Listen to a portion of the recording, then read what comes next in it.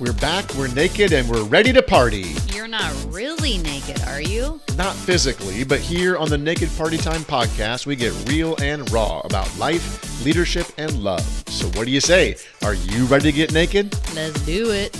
Rest is different for my husband and I. How do we Sabbath together? All of us in our family have different schedules. What if we can't practice together? How do you Sabbath as a working mom of young children? And can doing things for elderly family members be considered observing Sabbath if it means spending time with them? Those are just a few of the amazing questions we received and we'll be responding to today in our final part of a Sabbath question and response, where we focus on questions about the Sabbath and marriage, kids, family, and friends. Welcome back, or welcome for the very first time to the Naked Party Time podcast, where we get real and raw about life, leadership, and love. Welcome to those of you who are joining us on YouTube there. This is episode 62. My name is Jeff Manis. I am the podcast host, and I am joined, as I always am, by my co-host, my podcast partner, my Sabbath sweetheart, my wife, my best friend, and my queen, Sabrina. How you doing, Sabrina? I'm doing great.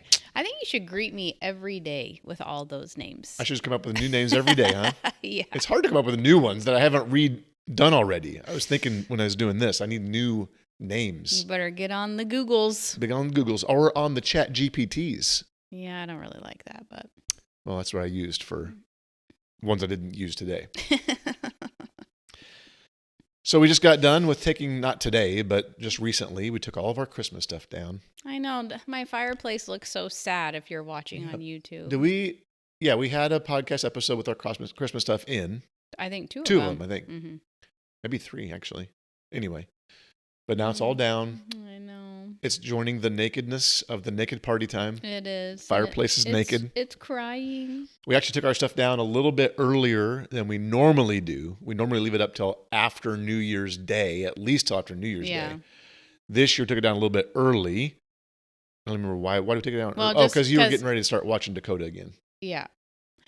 And it's a little hard to take things down with a 1-year-old. Yep. We are proud of a lot of our neighbors. They have their Christmas lights still on their house. I know. It's quite fun when I turn the corner to come down our street. It makes me so happy. Yeah, what is today? January 9th? And they still have their lights on? Today's the... Yeah. No, today's the 10th. Yeah. We're recording this on January 10th, mm-hmm. which is also National Plant Appreciation Day.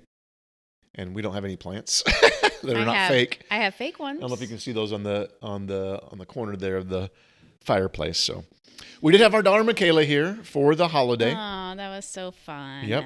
We had all of our kids and grandkids with us. The only son-in-law was not here was Sam. He is deployed in the Army. Yeah. But other than that, we had everybody. That was a blast. Yeah, it was fun. Dakota was kind of aware of what was happening for the first time. Yes, though he still liked the trash better than... He did still like the trash better than the gifts. Yeah, he likes his gifts now. We should just wrap trash. We should. He would probably be so excited. It'd be way cheaper. Me and Dakota just started watching this show on Netflix called Trash Truck. This little boy, his trash truck is his best friend. And when you texted us a picture of you two to the group chat of you watching Trash Truck, I could not figure out how in our bedroom you were watching a trash truck. I thought you were on YouTube watching videos of trash trucks.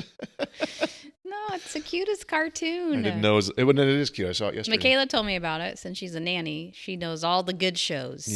Yep. We got a late start to our New Year's goals and planning. We usually do a really good job of like ending December, early December even, kind of reviewing the year, casting some vision for ourselves for the new year. We didn't do that till after the new year had started. Well, we kind of did it in like bits and pieces as we were alone, which wasn't very much. We kind of got some goals starting off. You have a sticker chart? Yeah. I made myself a homemade sticker chart on a piece of poster board. For all the things you're trying to do. Took me like 45 minutes to measure it all out. Yep. So there you go. That's a little catch up on where we are in life. First podcast of 2025. A quarter of the way through a new century. We're going into our 5th year. Yeah, no, we started in 2020. We just had somebody tell us just recently They started listening, like literally from a few weeks ago, started listening from the very beginning of the podcast. So we still have people joining the podcast, watching from the very beginning. I know. When that person texted us, I was like, Jesus, I cannot believe this is like you're using this. Yep. It's so crazy to me. We started during COVID thinking it's just a way for us to stay connected to people. Yeah. And here we are, 62 episodes later, 5 years, podcast every month. We started with 2 a month. I don't know how we were doing that. Well, during COVID, maybe it was easier. We weren't. We did it for I think almost a whole year, 2 a month. I mean, it's not like we weren't working, but it just different. Yeah. So here we go. We broke this Sabbath question and response down into 3 sections. You can go back and listen to the previous 2 podcasts. We released 2 podcasts in December around the theology of the Sabbath, the practice of the Sabbath, and then today, marriage, family, kids, and friends. How do you Sabbath with relationships?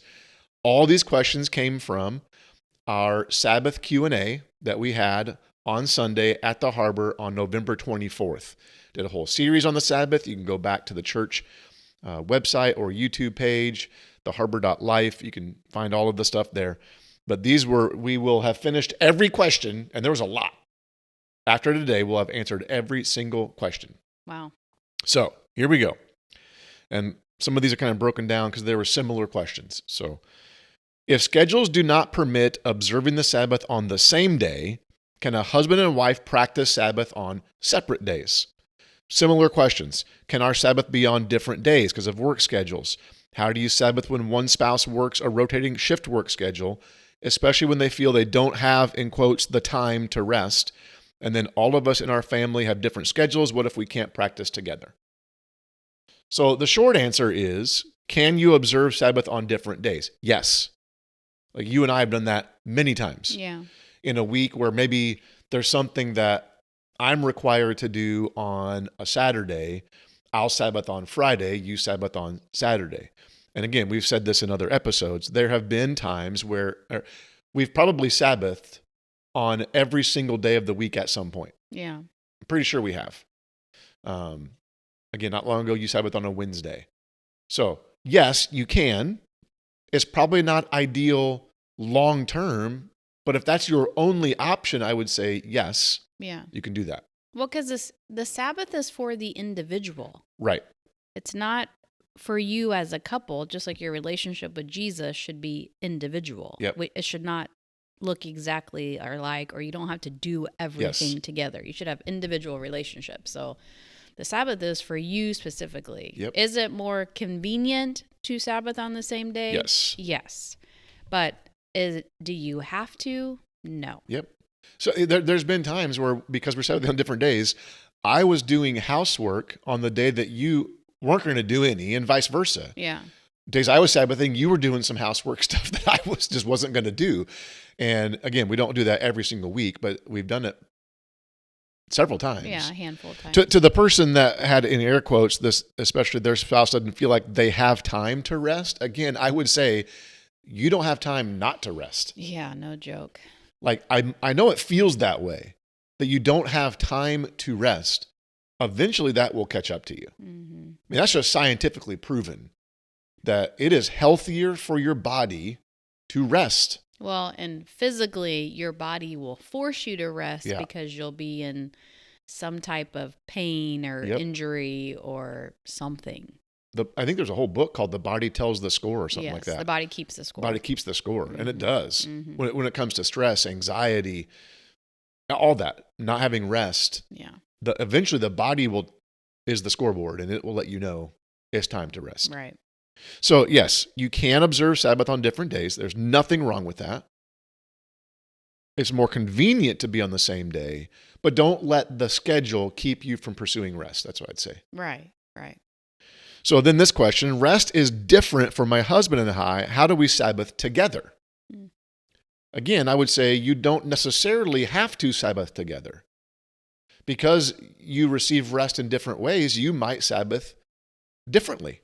And that's okay. But you can also pick a Sabbath activity that you both do. That you do together. Yeah.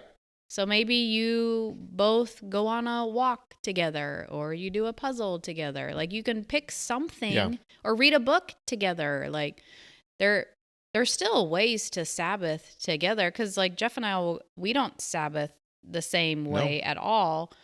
But like, we'll go on a walk together sometimes, or we'll drive to a new park, or we'll just go for a drive, or we'll watch Hallmark movies. Yeah, we'll watch a Hallmark movie together. That's one way. Like, we both do enjoy watching something good on television or whatever, a movie.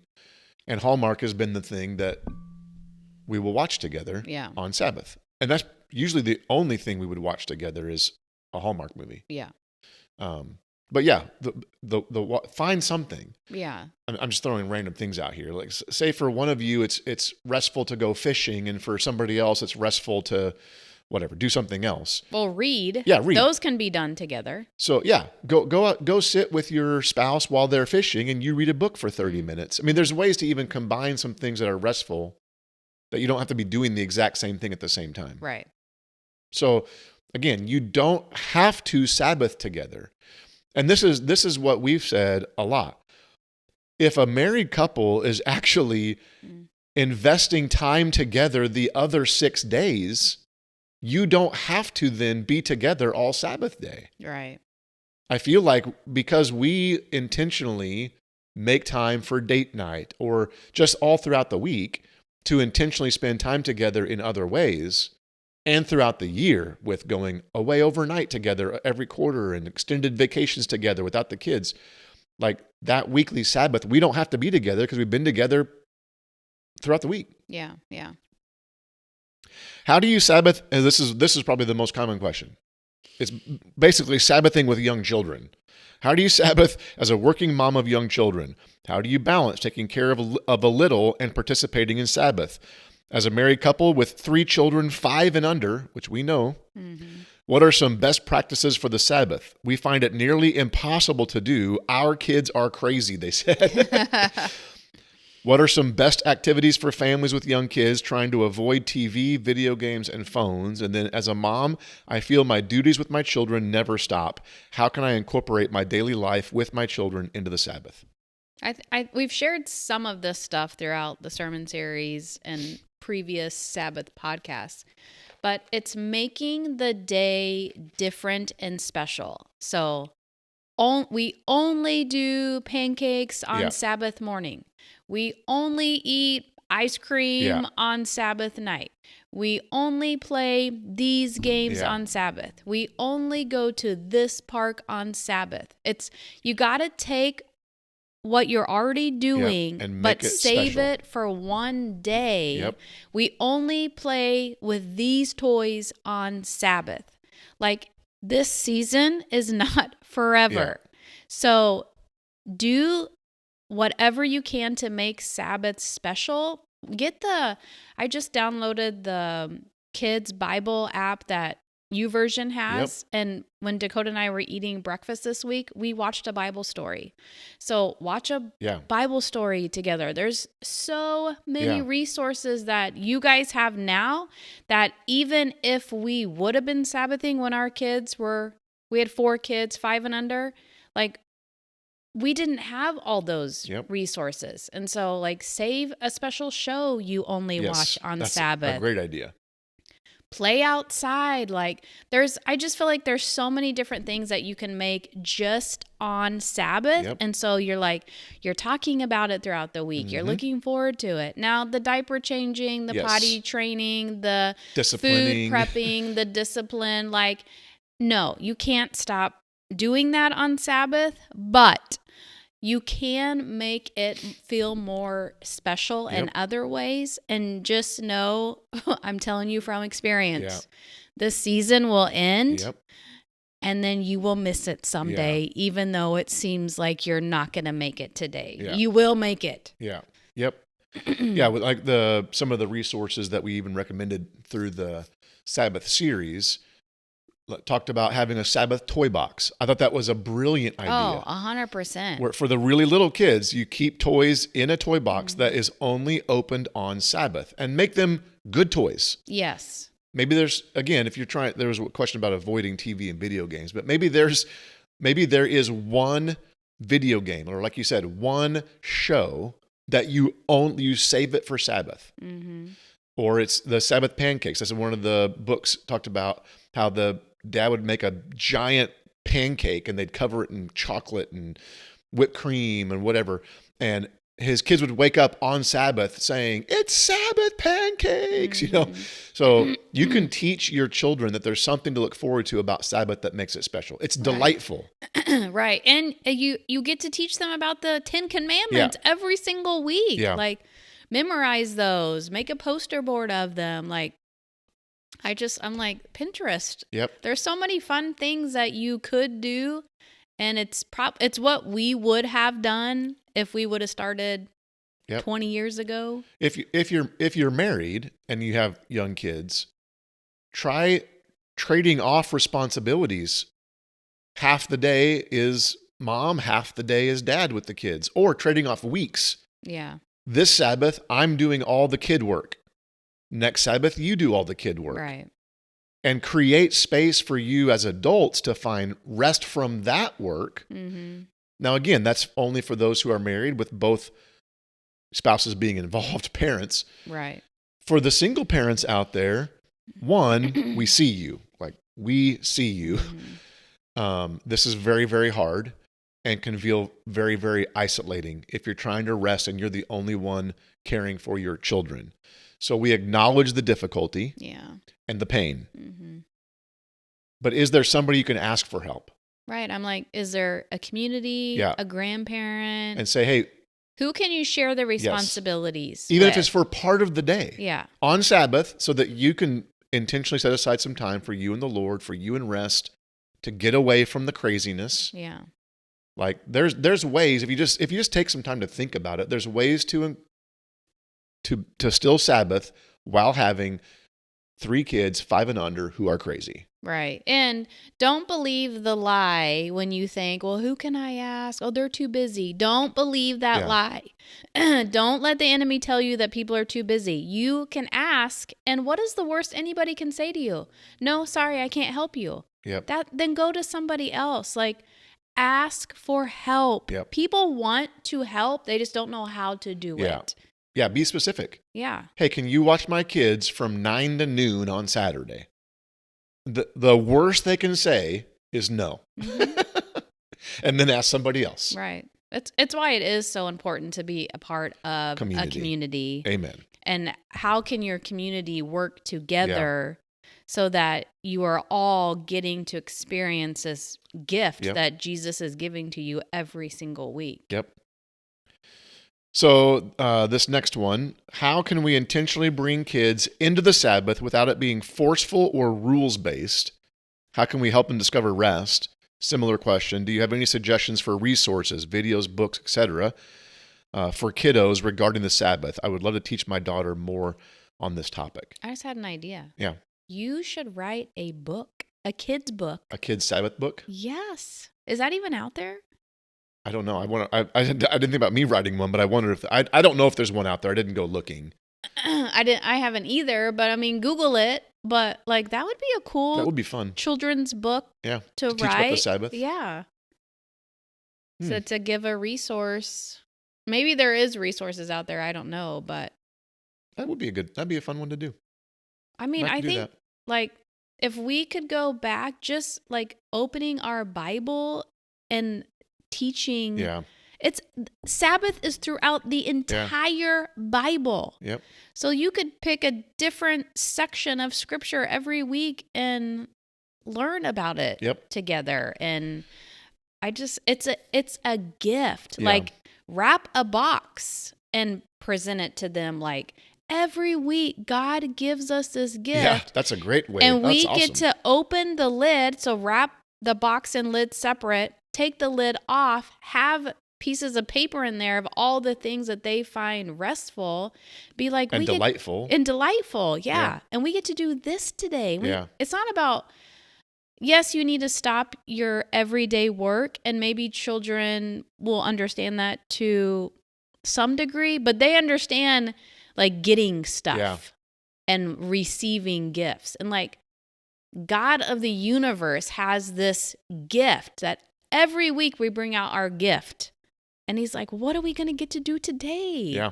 That's awesome. Like doing a gift. The candles, doing candles is a great way to, kids love lighting stuff on fire. But you say, we're going to light the Sabbath candles. We're going to open up the Sabbath box. That's ways to incorporate your kids. YouVersion Bible app has the not stuff on Sabbath per se, but on the Bible. The 10 Commandments is on there. Bible Project is a great way for older kids. That has some stuff on Sabbath. That would be for older children, not for little kids. Yeah. But again, it's just making it a part of the rhythm of life. That, hey, God gives us this gift of rest every week. God never stops working. We do. There's just ways to talk about it naturally that you can incorporate your kids. And again, not saying we can't do that. Hey, we're going to stop doing that because God wants us to rest. Well, and we want to practice the things that God practiced. And if God rested, then who do we think we are that we shouldn't also be resting and following God's footprint? Yep. So even the creation story, I mean, learning that over and over and over and over. And on the seventh day, God rested. Well, what does that mean that God rested? Well, let's talk about that. Yeah. I mean, it means it means he stopped all of his work. It means why did he stop all of his work? Like, I just feel like it could go in so many different directions. And maybe there are Sabbath books for kids, I don't know, but I mean, look around and see what is out there. I feel like the Sabbath is becoming something that more and more people are talking about and are curious about, and we obviously need it. And our kids need it too. We can run our kids ragged, and our kids can run us ragged. Yep, which is some of the questions coming up here. Yeah. So, how do you Sabbath with kids at different ages and in competitive sports and working 12-hour days and shift work? How can Sabbath be planned to be observed when children are school-aged and always involved in something? How do you Sabbath with kids who have activities and or something every day? I'm going to go take a nap right now after those questions. I mean, again, I want to be respectful, but I would say if our kids had something every single day, I can only speak for myself. I would say we're changing something. We have to choose to say no to something. Yeah. And again, this is where it's hard because we are not in a Sabbath culture. Right. We are in a nonstop 24/7 go, get culture. And so to live this way, you will be going against the grain of the culture, but going with the grain of the universe. The grain of the universe has Sabbath rooted in it. It's rooted in the rhythm of creation. That was the first thing we taught in the series. Yeah. Culture goes against the grain of the universe, and we just all jumped on board. And so schools are not designed. Sports are not designed. Work is not designed. Shopping is not designed for Sabbath. We have to choose it. Right. And so the question, how do you do it with all this other stuff? Somehow you have to choose what of all that stuff you're going to stop doing.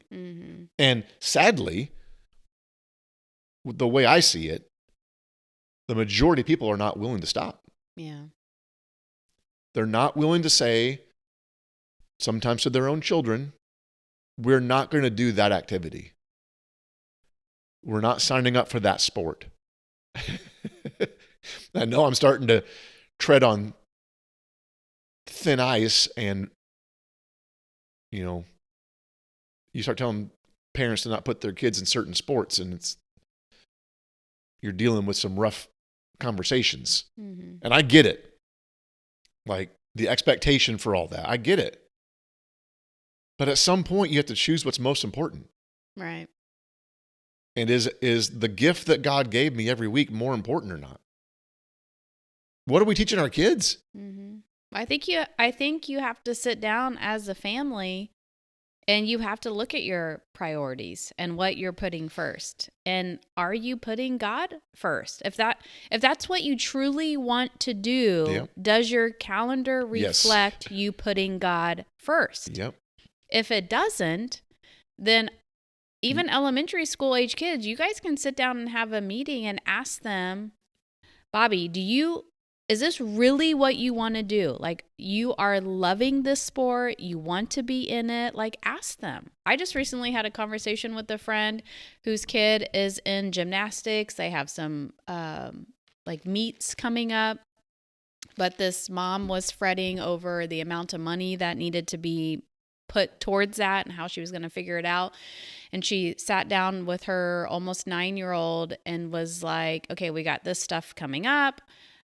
Are you still loving this? Are you still interested in this? And the kid was like, actually, I don't want to do this anymore. But the mom had no idea. They just kept going to practice and all the things. Wow. And the mom was so relieved to take this off the calendar. But if they wouldn't have had that conversation and the child wouldn't have felt safe to say, no, I don't want to do that. And maybe that's even a conversation to have. Does your child feel safe to tell you, no, I don't want to be in that activity? That's good. Because maybe they feel like that's what you want for them. And so they have to do it. Like, wow. I think the enemy is like, he loves keeping us so busy that we don't have time for other things. And it is hard to look internally. Am I the problem? Am I pushing this? Am I wanting this? Does my kid really enjoy this? Like, I think when we have to relook at the other 6 days, it is some hard conversations. And you have to be okay with whatever your family decides and where you're at. And it's between you and God ultimately. Like, we can't force you to do this. We just know the freedom of it and want that for everybody. And so that, I just think some hard conversations have to be made. And for parents of children, you are the parent. And I know it might make your child angry if you have to say no. Yeah, in the moment. But you look at history, countless generations were fine without traveling sports, without extracurricular activities every day of the week. I mean, we survived without it for centuries. Right. And I know, but everybody else is doing it. And my question would be, and how's that working out for them? Right. How's it working out for you? I mean, currently in our culture, we have more debt than ever as Americans. We have more anxiety, more depression, more stress-related illness. We are more tired. All of that. So how is that working out for you to be in, and how's it working out for your children to be involved in all that? And really, what's the payout? What's the payoff? Right. Maybe, which is minuscule percentage-wise, maybe they get a full ride scholarship to college. And the percentage of students who get full ride scholarships because of a sport is minuscule. And again, I know we are stepping on toes here. And again, I say it every week. Maybe we've lost all of our listeners. But again, it just goes, what's most important? Right. What do you want for your children? I want my kids to make it to heaven. So what does that look like? How do we have to live today? And we're not saying that they can't go to heaven. No, I'm not saying that at all. But I'm like, what is most important? Yes. We all have to look at our priorities. And that's a great point. And then so you might say, okay, if you say that all these sports and activities are most important, then do it. Yeah, do it. That's But you're fine. not going to get rest. Right. You're not going to Sabbath if you keep living that way. Right. So asking how, you can't Sabbath if you keep living that way. Right. You have to change how you're living. And we've said it so many times on the podcast, in the sermon series. Sabbath doesn't just change one day of the week. It changes your entire life. Right. You have to slow down the other 6 days in order to fully stop on the 7th day. We understand this. It is a giant commitment Yep. to change your life and start living this way. Yep. And it takes so much time. Like whatever you're doing now, it didn't happen overnight. So you can't just Sabbath overnight and everything is going to change. Like it's going to take time. It's going to take years. But you have to decide if you want to put the work in. And you have to give yourself grace and be patient, and you have to give your family that as well. And the people around you may not understand. Your kids' friends may not understand. But Jesus has asked us to live differently than the world. And this is definitely living differently than the world. And so it's so much internal that you have to process and figure out between you and God, how the heck do I do this and what does it look like? But there's people, like we will support you. There's people here that you're not doing this alone. Yes, you're not alone. In any of this. Like we understand and we'll walk with you and we'll listen to the crappy parts of it because we know we've been there. Yep. Yeah, I'll go on the next question because it's continuing on the same subject, but here we have multiple kids in extracurricular activities, sports, etc. We try to limit it to just one each, but how do you fit these into Sabbath? Yeah. And then how do you Sabbath with kids playing sports over the weekend and parents working a full work week? Again, it's going to be hard. Mm-hmm. One of the podcasts so we just did, our small group has been doing Practicing the Way. And during the Practicing the Way lessons on Sabbath, one of the companion podcasts, they were interviewing people, and one of the people they were interviewing said, we as a family just made the decision when our kids were little, we weren't going to play sports if it meant playing on the weekends. For that family, that's what they chose. We were choosing Sabbath over sports. And that might be what you're going to choose, one or the other. Yeah. So it just comes down to what is our highest priority. And if it's right now sports, okay, sports are not evil. Right. No, sports aren't evil at all. And activities aren't evil. The season will end. And the season will end. But even in the sports, if like this family, each kid gets one thing, that's what we did. But when you have multiple kids, it is a lot. Like I remember living a crazy We did calendar. Not only one thing, but each kid could do one thing per semester. Right. So they got 2 activities a year. Right. And sometimes they wouldn't choose. I mean, a lot of the years the girls chose nothing. Yeah. And we let them try everything that they wanted. We just limited it. Yep. So we have lived the practices, the games.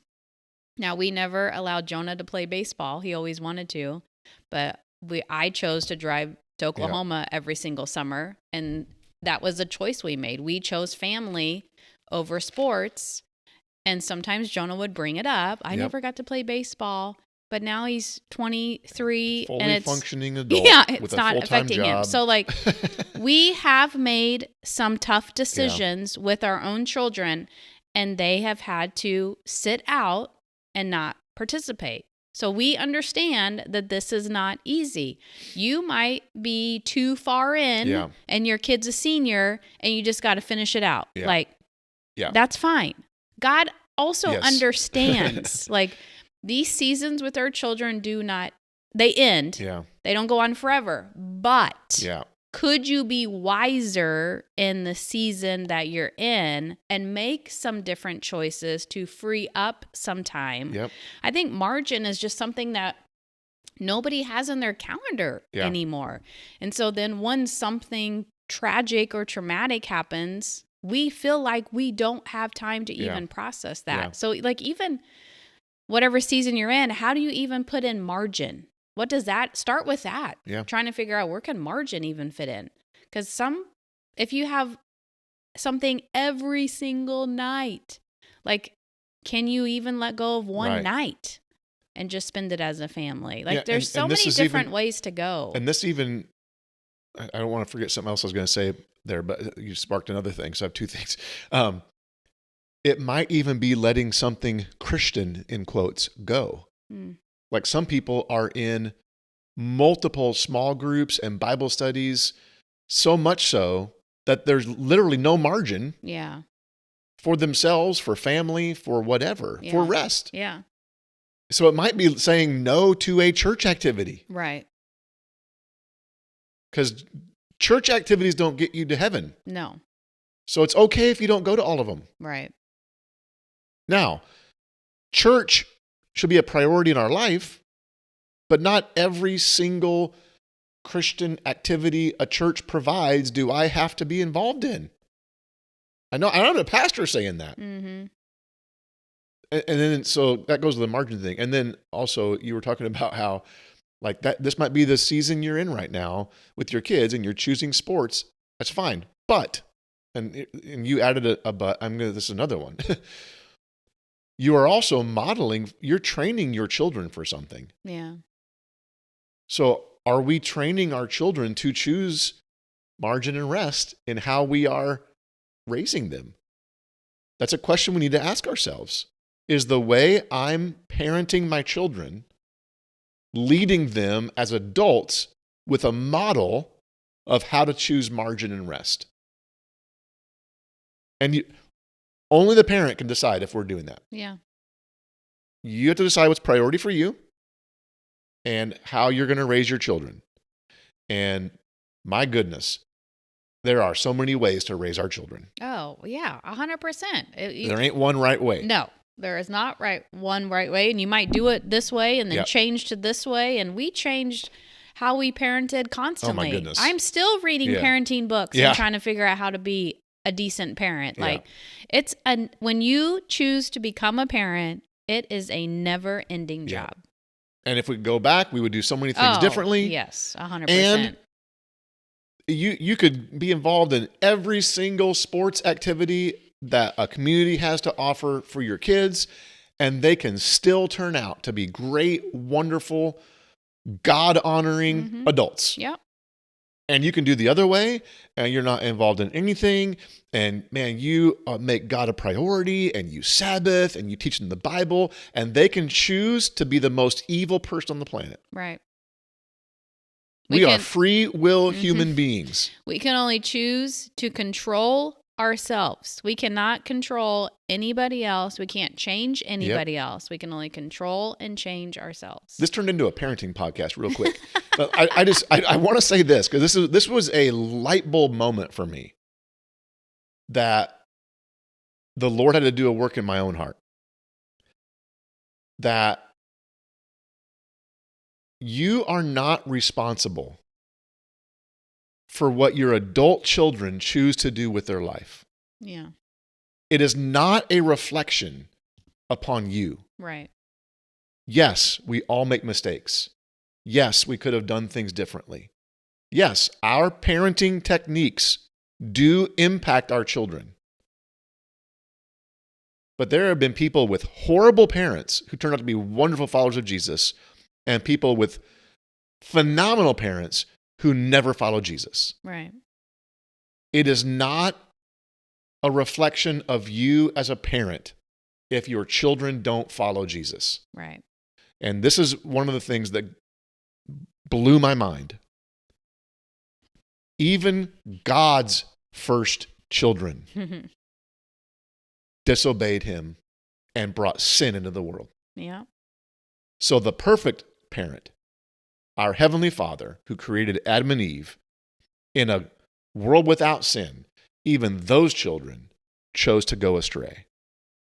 So if Adam and Eve, who had a perfect father with no sin, could choose to go against God, guess what our children are going to do? Mm-hmm. It is not a reflection upon you. I just had to say that.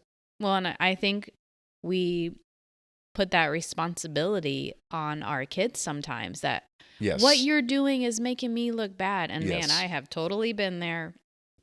And I've had to work through that, because you're giving everything you have to this little person. Yeah. I'm going to get emotional, but you do. It can be so draining. It's so hard. But God loves them more than we can even fathom. Yeah. And we have to let that go. We Yep. cannot take that on. It's not our responsibility. That's good.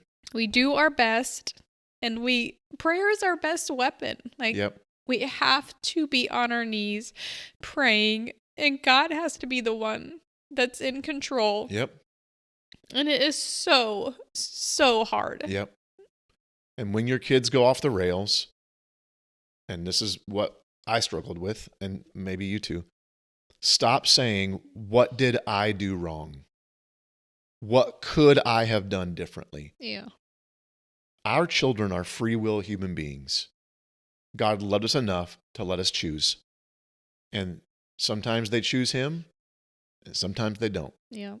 Our job is to love them no matter what they choose. And walk with them in it. Yes, without wherever trying to they're change at. them. Yes, without expectation or pushing them where to go, to walk with them right where they're at. Because that's what God would do. Yep. This turned into a parenting counseling episode here. Okay. How did you and Jeff handle having 4 teenagers while Sabbathing?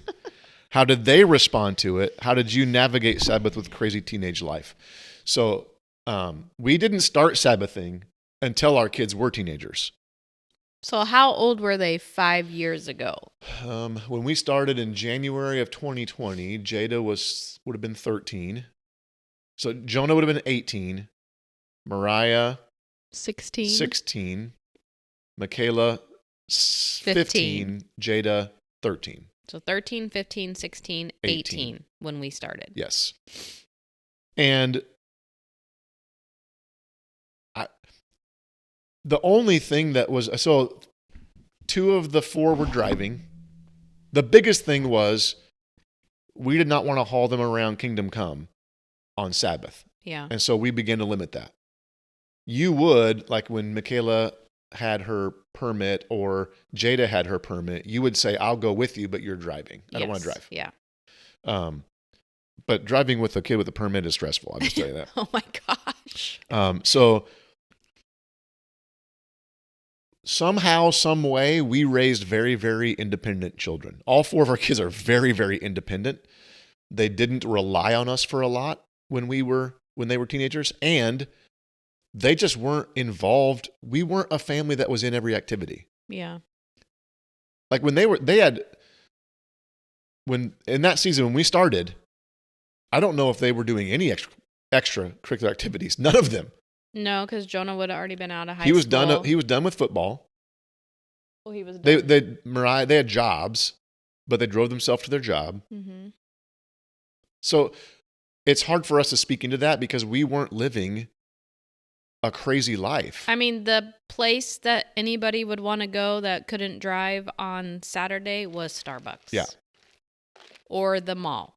And Starbucks or Target or the mall. Yeah, like that's basically where they wanted to go, and we just slowly or to their friend's house or something. Slowly stopped saying yes, and I said, "Can I do it at 6:00 tonight? I'll take you." Yeah, because that's when Sabbath would end back then, and so they would either find another ride, ask a sibling, or they wouldn't do it. Yeah, and they adjusted over time because it was a slow process. And when we started Sabbathing, we ran into COVID. Well, that changed everything. That's true. We did have to stay home. That's true. I forgot about that. When we started, COVID hit 2 months later, and we weren't going anywhere. And our biggest fight at the beginning of COVID was, can I see my boyfriend? Yeah. And no, sorry. And so that was like the biggest thing they wanted to do. And so it was kind of different for us in that sense, but none of our kids were in sports. The girls never did anything girls never did sports. As teenagers. Only Jonah did.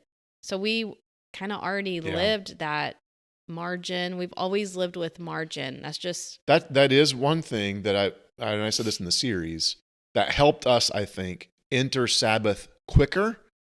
That we already lived with a lot of margin. We just did not choose to live busy lives with extra activities. And so Sabbath, I think we entered into it quicker because we weren't having to cut out as much. So it's hard to answer that question because I don't feel like having teenagers affected our Sabbath, other than they just didn't like that we wouldn't take them somewhere some Sabbaths. And we chose to not enforce it on them. Right. We chose Yes. to That's true. not make them also do it.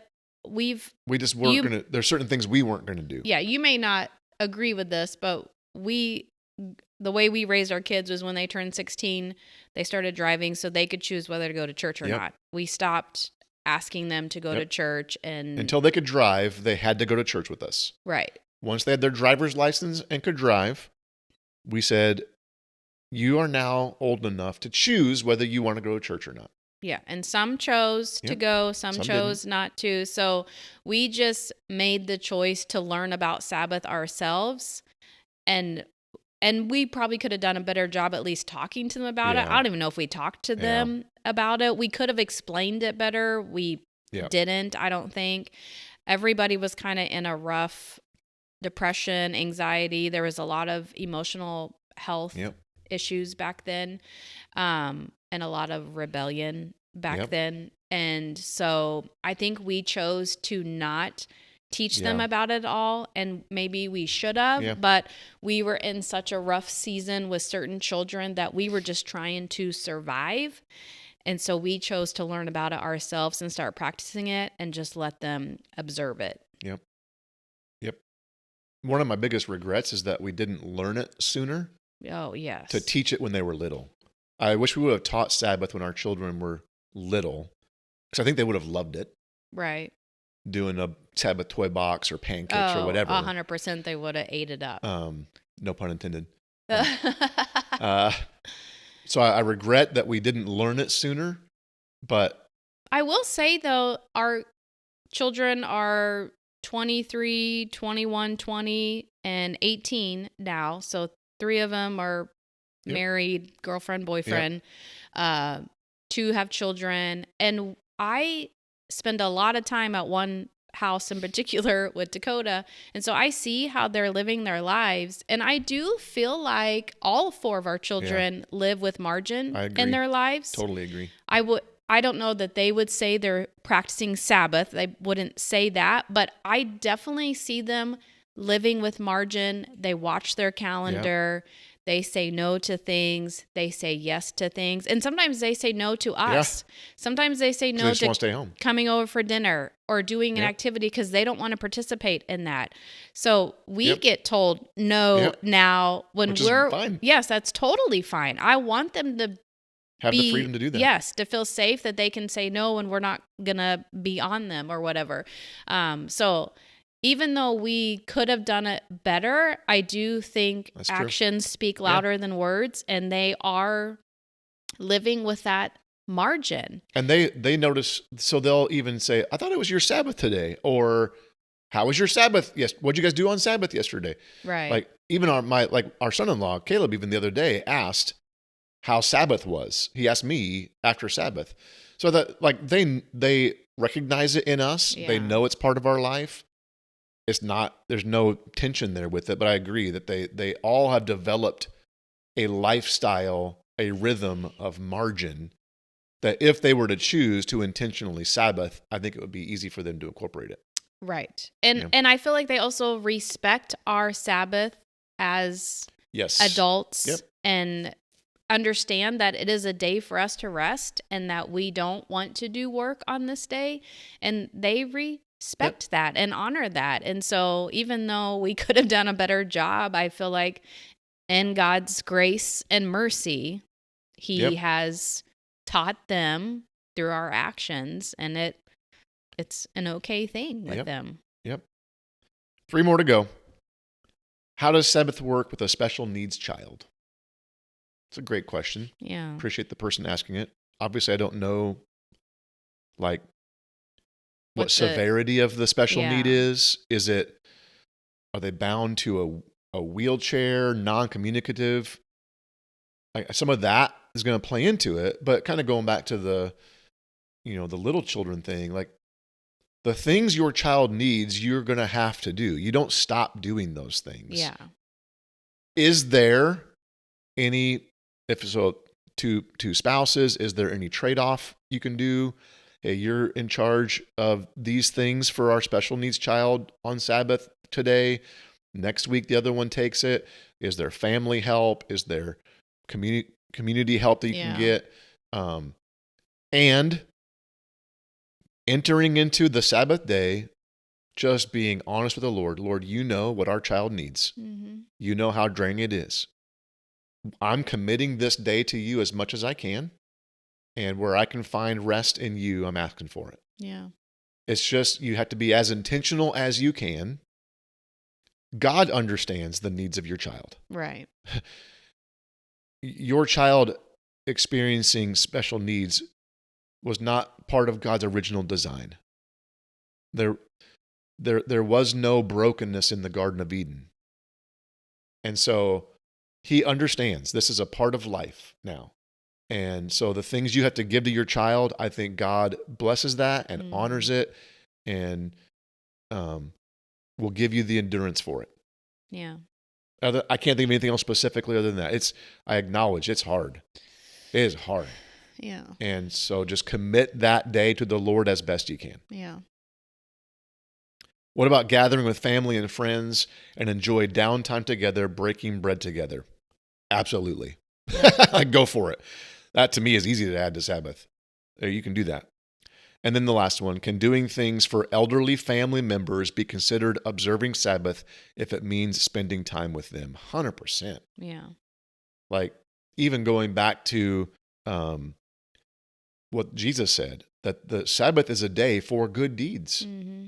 So same thing. If you're caring for a special needs child, if you're caring for an elderly family member, that you are doing a good deed for them, and God will honor that. The Sabbath is intended for things like that. So absolutely, you can do that. Yeah, that's good. Any other thoughts?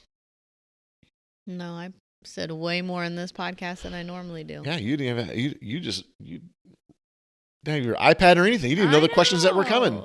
Did you even look at it? Yes, I read through it like at midnight last night. Okay.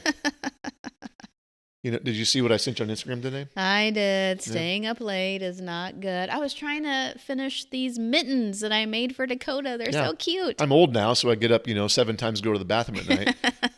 I was up at midnight going to the bathroom, and you're on your phone. I know, I was reading.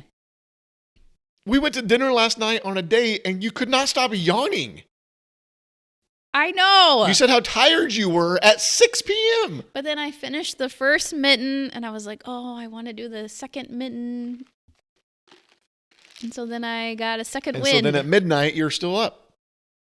Yeah, but I slept till 7:40. I'm good to go. All right, that concludes our Sabbath series, and the loud roar you hear is our listeners saying, finally. Oh, man. No more Sabbath talk for a while. We will, Lord willing, have another episode in February. We are kicking off this Sunday at the Harbor a new series called Exposed, revealing God's purpose for relationship. So the next episode will time out close to Valentine's Day. Maybe we'll do a podcast on relationships or something. Maybe talk about the series a little bit. Planning on covering some subjects that maybe maybe little nervous. It's exposing. Maybe a little nervous how some folks might take some of the things I'm gonna teach. A little countercultural, maybe. Counter-church cultural, not just counterculture like secular culture. Like some of the things I'm gonna be teaching is counter-church culture when it comes to how we've taught on relationships. How's that for a teaser? That's a good one. So. Well, obviously God thinks we need it since he laid it on your heart. Either that or I'm way off. I highly doubt you're way off. I don't know. I have that capability. Trust me. I know. Okay. If you have any questions, subjects you want to cover, please let us know. You can email me at hello@jeffmanis.com. You can also reach out on social media. You can find us both just by searching Sabrina Manis, Jeff Manis on Instagram or Facebook. Find the podcast on all the places you listen to it. and on social media. Like, rate, comment, review. That would be fantastic. It helps spread the word as people are still joining in, as we heard this last week with the podcast. I think that's all. Why don't we end with our marriage mission? We are united in Christ, unstoppable with Christ, and unbreakable because of Christ. Now it's time for you to go get naked and party. We'll see you on the other side. You've been listening to the Naked Party Time podcast. We hope that this has helped you be more real and raw in your life, leadership, or your love. Please like, rate, review, and comment wherever you see the podcast posted. We are so thankful that you are listening.